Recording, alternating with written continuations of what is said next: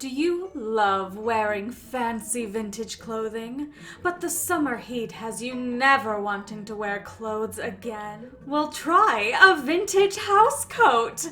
No one will ever know you didn't get dressed. I am using this vintage pattern from 1942 and this vintage cotton that I picked up at an antique mall. It does have some imperfections in it, but I had enough fabric that it was pretty easy to work around.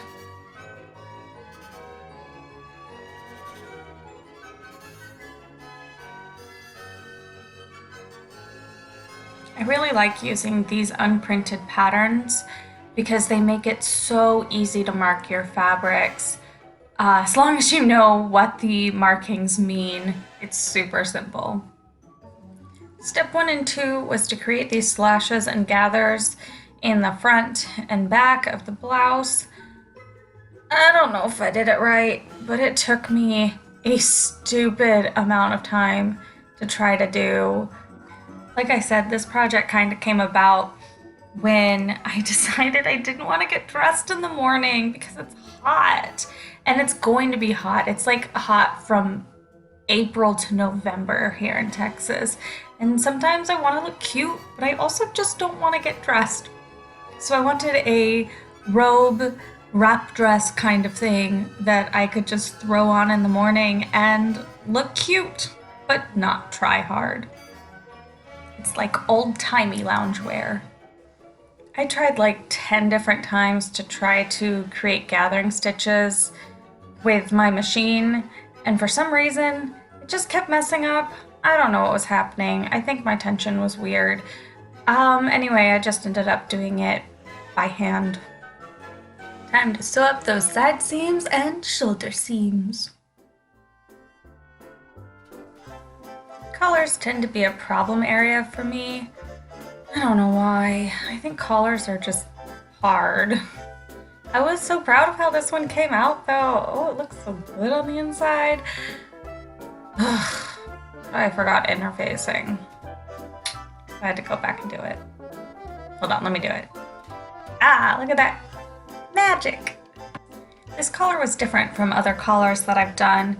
Instead of sewing the collar to the facing itself, you sew the collar to the facing of the blouse and you sew the facing of the collar to the blouse, and it actually ended up making a really nice seamless, well, not seamless, you can see the seams, but a very nice finished product.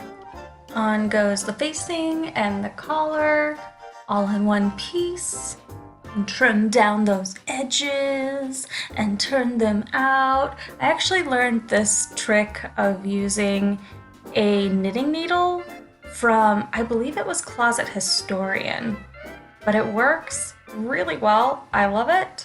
And I also get to use my grandma's vintage knitting needles because Lord knows I don't knit. Flip everything around. Ooh, doesn't it look nice? Wait, hold on. Ah, pressed. Now it looks nice. Hey, it's looking like a thing now. It was about this time though that I just decided I didn't like the white top stitching on these gathers on the front and the back.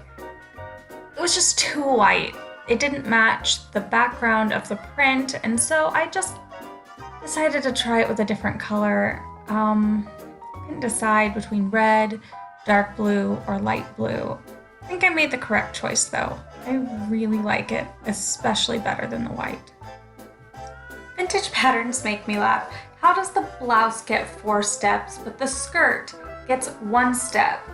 Seams, gathers, front edges, and belt are all 1 step somehow?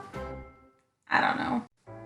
I ended up using the selvages on the front edge of the skirt, so I just had to fold it over once and fell it down by hand, and it made like a super nice flat seam.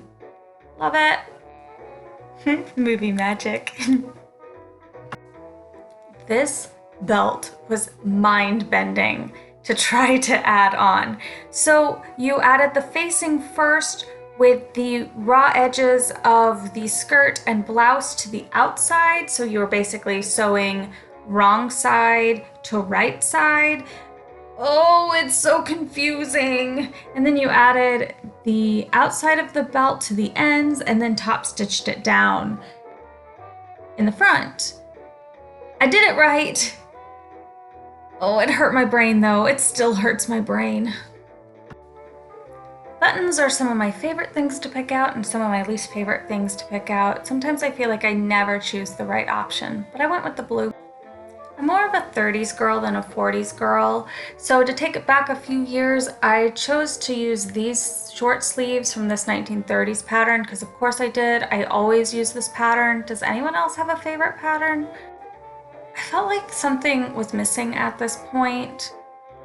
And mark this day down in history, I chose to make a ruffle. I hate doing ruffles, but I just felt like it needed something at the bottom. It felt very plain. So what I ended up doing was cutting 4 inches off the bottom of the hem, and then I cut 4-inch strips off of what was left of my fabric, and I had just enough.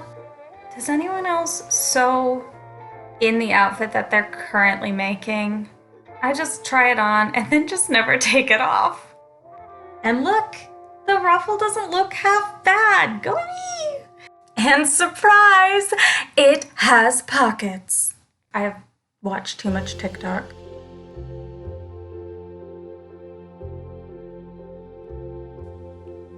This dress goes so easily from lazy Saturday morning to overly aesthetic walks in a field.